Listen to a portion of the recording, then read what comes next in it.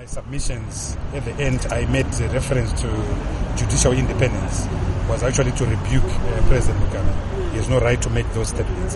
And in my specific heads, I actually made reference to the President's statement. They are unconstitutional.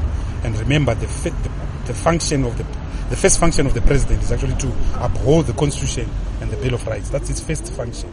So if the President fails in that function, he must resign or be impeached. I make that point. It makes us proud to be human rights defenders because we come to court and the courts respect the law, they respect the Constitution. It's a very brave judgment. It's a very brave judgment.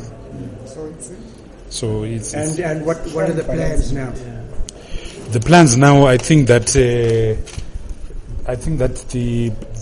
the applicants should proceed with their. For instance, NERA wants to go on demonstration on Friday. They should proceed to do that. I saw Mrs. Zorwadza here. I'm sure Mr. Zorwadza is going to go on a demonstration now.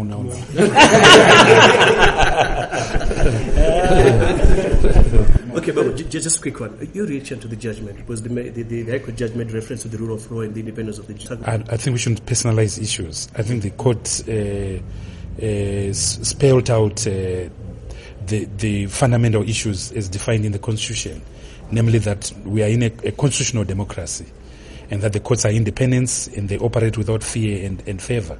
And in that breath, the court proceeded to hand down a very brave judgment in favor of liberty, in favor of the freedoms that are enshrined in the Constitution. So we as human rights defenders are very proud of the decision that has been handed down this afternoon.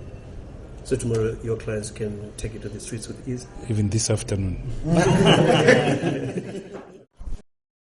Kana muchida kuvewo kutanga kunzwa nyaya dzakadai mazuva ese garai makateya pa YouTube nekuklika button rakanzi subscribe munobva maita wokutanga pa Zim DITV News kunzwa zviri kuitika.